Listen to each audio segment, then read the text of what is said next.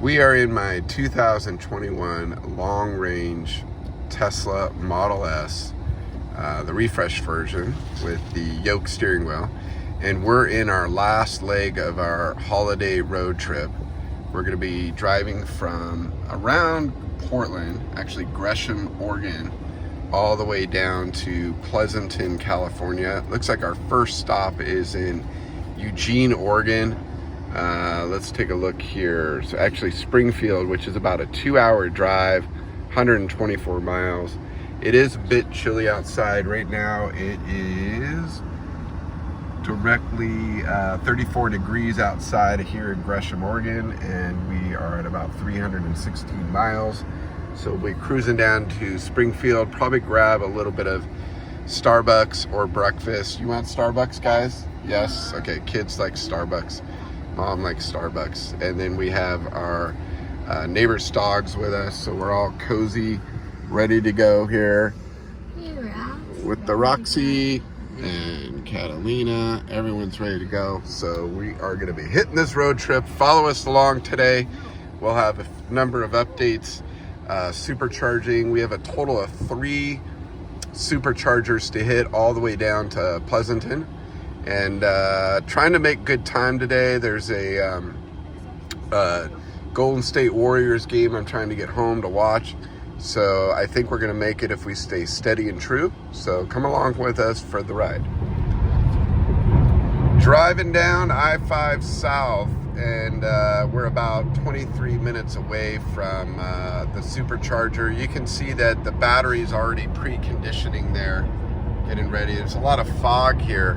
For those of you that haven't driven with a lot of autopilot, one of the things I learned with a lot of fog is that the autopilot will actually decrease the speed at certain times when it can't see the full visibility down the road. I thought that was kind of interesting. So we're gonna go ahead and take a look at what we have available at the supercharger coming up here in Springfield. Let's see. Oh, hold on. Okay, so it looks like we're only 150 kilowatts an hour. It's not great. 8 stalls available there, but that's okay. All right, let's take a look at what food options we have, Charity. Should we look at other options of 4 else? No, there's nothing else around. Okay, so we have a Outback Steakhouse. It's morning time, about 8:24 a.m. I don't think we're gonna do an Outback. We have Denny's. That's definitely an idea. Sherry's, also a really good idea. Ooh, IHOP. Kids love IHOP. Do you guys want 1,000? And there's a Panda Express. So we'll have to see. I don't know. Is there any votes for Denny's, IHOPs, or Sherry's, guys? I don't care as long as there's pancakes. As long as there's pancakes, Lewis says. Okay, well, we'll have to let you guys know which one we hit. But anyways, I'll do another clip here when we get to the supercharger, so you can see all the status and everything related to the supercharger. Again, only 150 kilowatts, so it's going to be a little bit slower. It says we only need 30 minutes of charging, so hopefully it's pretty quick. So we'll see.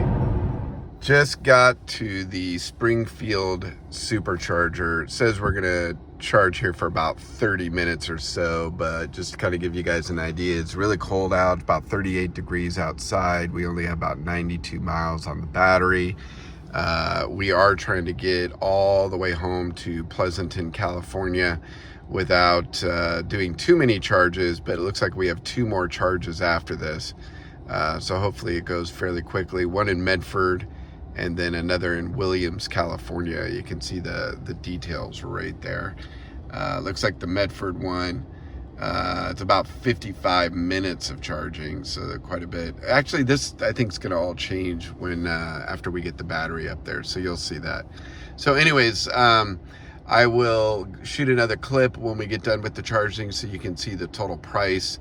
But let's go ahead and get this thing plugged in. It's only 150 kilowatts at this charger. Let's see what we actually can get out of it. Boy, it's cold out here. All right. Hopefully we get a better speed here on this charging.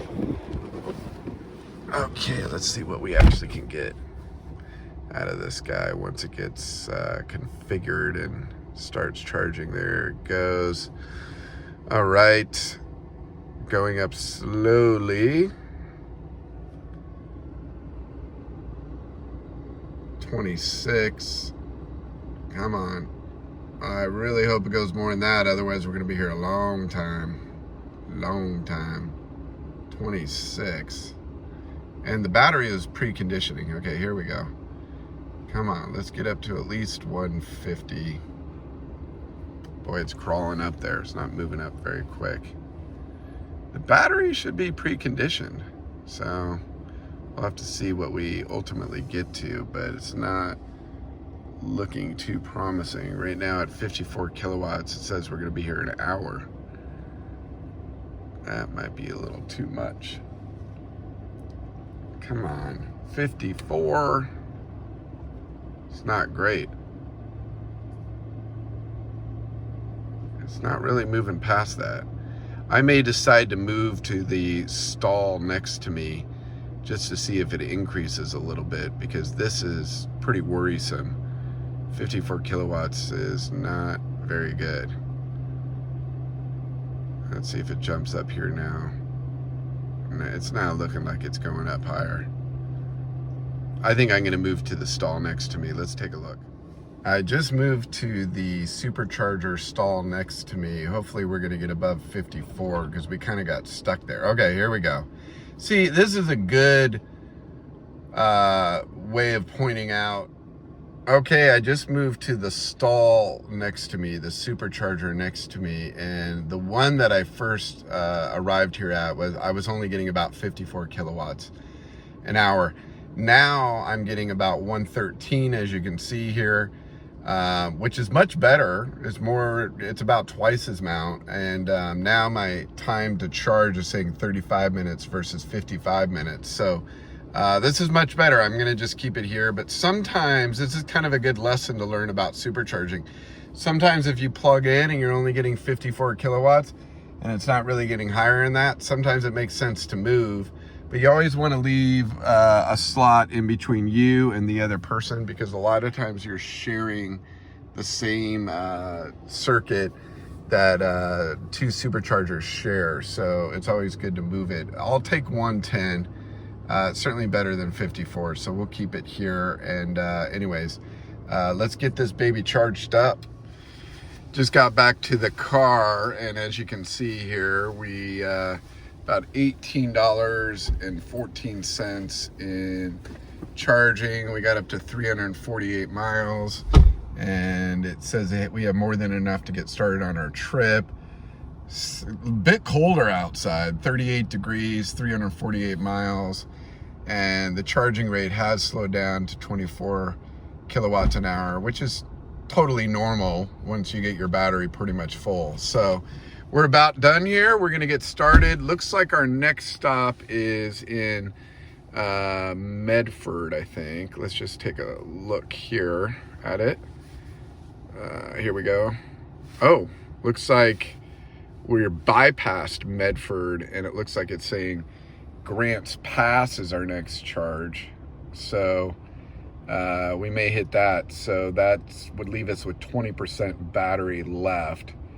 Or sorry, 38% of the battery left if we did a quick charge there, and 20 minutes of charging. So we'll see what we end up doing here. And then I'll keep you guys posted on this, but so far doing pretty good. You can see here next down to Grants Pass, and then we'll continue down south all the way to Mount Shasta and so on. So we'll have to see which charger we get to, but there's a big mountain range in this area, so Grants Pass would probably be better, just given we're going to be going up a lot of steep hills in this area. All right, let's get this rolling.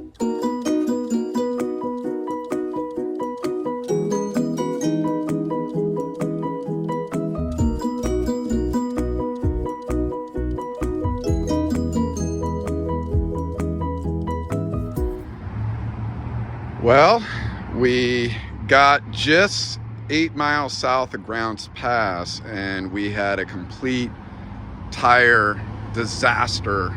Full flat tire while I was driving the Tesla doing about 65 to 70 miles an hour. I got a warning on the screen that said tire losing air pressure, pull over immediately.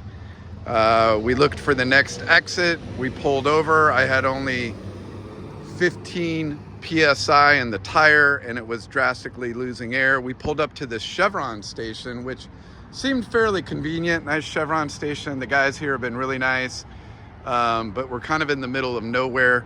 Use this air compressor. Was hoping to get a little bit of air in the car and make it to Medford, which is only about 19 miles south of where I'm at. As soon as I put air in the tire, it just completely blasted the air out there. The inside part of the tire, let me try to show you guys what I'm looking at here. The inside part of the tire just completely was torn away. You can see the edge there if I move my finger. So not sure exactly what happened, but just completely became unraveled. And this tire is no good anymore. You can't even patch it. You can't do anything. So this is very unfortunate. We spent about an hour and a half on the phone with Tesla roadside assistance. They're not able to do anything. They're able to tow the car at no cost for about 50 miles. But because I'm in the middle of nowhere, they can't do anything. I called about 12 different tire stores around the Medford, Grant Pass area. None of them have a 21-inch tire that would fit this, let alone the exact tire. And to get anything like this, I've got to wait 3 days. And we're driving home right now, so I absolutely don't want to wait the 3 days, as you can imagine. So the best thing that we're going to do is Geico, who is our auto insurance company, they are going to tow this all the way to Bend, Oregon, which doesn't seem like the best location, but Bend, Oregon, which is just about 200 miles or so away. Geico, our auto insurance company, will tow the car up to 250 miles at no charge. Tesla's towing services, because they'll only do 50 miles, they'll charge you a difference between the two. And believe it or not, they wanted to charge us up to about $3,000 to tow this about 390 miles. So just completely ridiculous. Tesla roadside assistance is not able to do anything for us. I've always been a big fan of Teslas, as you guys know. And any of you that have been watching my channel for a while, you'll know I'm a giant fan of them. But right now, not too happy. Not happy at all. The fact that none of their Tesla mobile services have a tire. None of them are able to do anything for us. Even within a couple hours of a drive, they can't help us with some kind of spare tire here and help us out at all. So it's pretty ridiculous given what we're dealing with here. So we're gonna get the car towed by Geico over to Bend. We're getting a car rental from Grants Pass. My wife's gonna Uber up to Grants Pass and then bring the Uber down here. I'm gonna wait for the flatbed to tow this thing, and then they're gonna tow it over to Bend. And then at some point when they get a tire at that service center, which they may or may not have right away, we don't know because we can't get a hold of them, then I'm gonna have to fly up here to Bend, take an Uber to the Tesla service center and grab the car. So this has been pretty much the worst car disaster situation I've had, and not very good at all. So anyways, you guys know I'm always honest truth about all my Tesla vehicles. This is going to be probably the last video of this particular road trip series, but just wanted to keep you guys posted. Not very happy. Wife's being a trooper about it. Kids aren't sure what to understand, but just a really bad disaster right now. So Anyways, thanks for joining us for the road trip. Hoping to post some better videos in the future. Unfortunately, this is just what we've been dealt with this holiday weekend. Take care, everyone. So now we're outside waiting, and my daughter's enjoying her time here in the freezing cold. It's like 38 degrees outside. We have Roxy with all of our stuff, and the tow truck just showed up. There it is. And so the guy that is driving the tow truck driver, just got into the Tesla, and he's putting it in, I think, tow mode or whatever, and he's gonna pull it onto the truck here. So we'll see exactly what he's doing. Seems like a really nice guy. Just a really rough situation. Those of you that are driving on any road trips in these Teslas, they're great with the superchargers, but if your tires are somewhat worn at all. So my tires have about 15,000 miles on it. I was about to do a 15-mile review, and apparently one of them blew out early. So they said that that's expected a lot of times with Teslas because of the weight of the car, weighing like over 5,000 pounds. It just makes these tires wear out a lot quicker. The tread in the middle of the tires and the sidewalls of the tires look great, but for some reason it just didn't want to behave, and it just blew out early. For any of you that have had tires do something similar to this right at 15,000 miles, let me know. I'm just curious, but it's pretty interesting. So he's got it in tow mode. Yeah. If you have Sentry mode on your phone, please turn it off. Anyway. Sentry mode? Yeah, I will. Turn it off. Okay. So he was just saying when you get it taken away, you want to turn off the Sentry mode,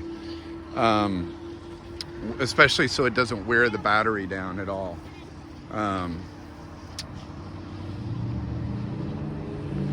So not the best thing. All of our stuff's outside here, as you can see, but he's going to pull it right onto the ramp. Also, a key note, if you ever have to have your Tesla towed, make sure, you can see that flat tire, make sure that you also get a flatbed. Teslas cannot be towed without a flatbed, so that's critically important that you have that. That is just a complete blowout. I'll try to get a closer shot for you of that tire and the inside wall of that tire. These are Michelins, and I've had a lot of Michelins before on my cars and never had this problem. But you know, again, when I called the Tesla service center, they just kept saying it's because of the weight of these cars that makes the tires wear out a lot faster. So unfortunate. There it is. And all loaded up on the truck, ready to go to the Tesla service center. Wow.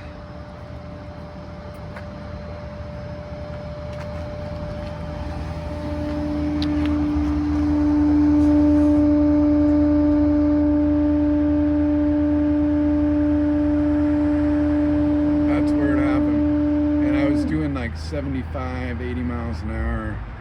And then all of a sudden lost a massive amount of air. It's crazy. It really is just crazy. Meanwhile, my daughter's doing TikTok videos and trying to make the best out of it. Are you doing TikTok videos? Yeah. And how's it going? Good. Foxy doesn't want to be in my videos. Yeah. Hey guys, as you can see, I've got the car back. This is about a little over a week and a few days after this last clip. Anyways, we ended up getting the car towed all the way to Bend, Oregon, as you saw there. They dropped it off. The next day, I got communicated through the Tesla service app. They put 2 new tires on it. I arranged for transportation service. Okay, so we are driving to the main gate in our neighborhood, and the car just got delivered from Bend, Oregon, all the way down here to Pleasanton. It's quite a rainy day, but they won't allow its truck inside the neighborhood. So you can see right over here, it's being delivered. Why don't you pull over here and just stop, and then you can turn around? Yeah, this is fine. Yep. Okay, so my wife's pulled me down here in our older Model X, and I'm gonna pick up the car here You can see he's already unloaded it off the truck. We decided to do this instead of flying up there and driving down, and I'll give you some more detail. Okay guys, as you can see, I got the car back here. It's right behind me. It's been about a day after the guy delivered the car all the way back from Bend, Oregon. So overall, wow, what a crazy situation driving home. You know, I'm partially to blame because I let those tires get down to about 15,000 miles, little wear and tear. I checked the tires. I checked the tire for air, as you guys saw. I also checked them for traction and everything. The inside walls, the top of the walls, plenty of tread left on the tires. In fact, when I got the tire changed at the Bend Service Center, they communicated all through the Tesla service app, which actually worked amazing. Never talked to anyone. It was all through messaging through the Tesla service app, but it actually worked out really, really well. So it was really cool, easy to work with. It was a fair price on the tire. In fact, I got a little lucky because in Oregon, there's no sales tax. So I didn't have to pay a sales tax on the tires. But overall, you know, the Michelin Pilot sport tires are kind of spendy tires, but they replaced just the 2 rear tires only. I asked them about the front tires, which tend to wear a little bit faster than rear tires a lot of times, mainly because you're turning so much. But turns out I didn't need new front tires, only 2 new rear tires. One of them blew out on the road trip. So anyways, they took care of that all through the Tesla service app, which was fabulous. And then I had it delivered. When I did all the math and checking in it was going to cost me about $550 to fly up to Bend, Oregon, or Redmond, which is the closest airport. And then I was gonna get an Uber over to the Tesla service center. Probably would have been $20 for that. Then get in the car and spend 9 hours driving back. Now it would have made for good video content to drive back, but I just don't have a lot of time right now with work, family activities and everything.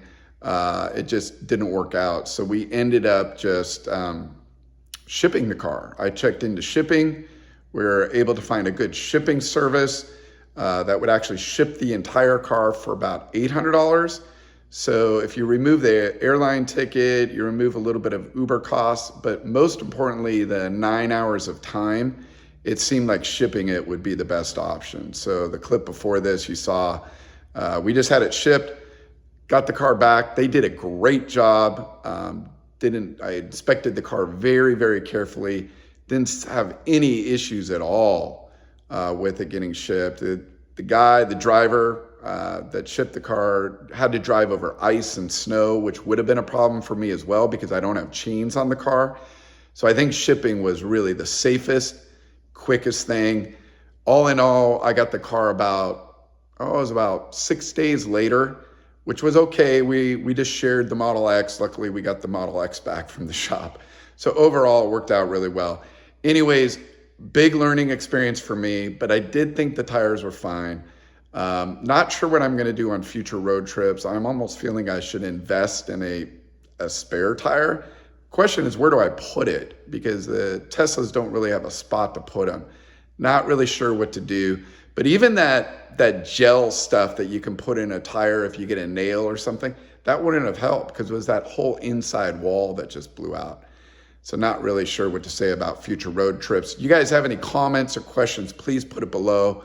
Love to hear your thoughts, comments on that. Overall, love driving these cars on road trips. Superchargers are just amazing. Tires, questionable.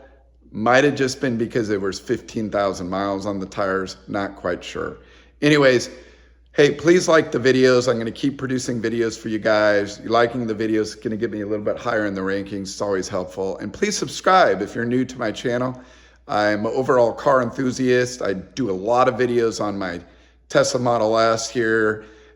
We also have a Model X.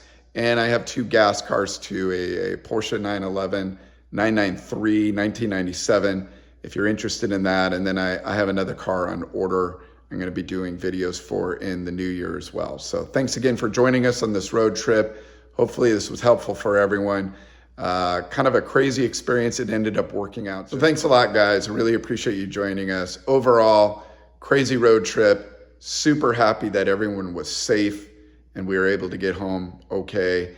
Just a big delay in trying to call tire stores and everything, but overall, just happy the family was safe. And we didn't have this blowout happen on the middle of Mount Shasta or something where it would have been very, very difficult to get any cell phone service, let alone a tow truck, would have been way harder to do. So overall, I was happy everyone was safe. We found a good way to transport the car down. I didn't have to drive in the snow or try to get chains on the car. It just would have been a bit hectic given it's an all-wheel drive car. Not even, might have had to have been snow tires, I don't know, but transporting the car from Bend, Oregon down to Pleasanton was really the best thing to do. So thanks for your time again. Appreciate everyone.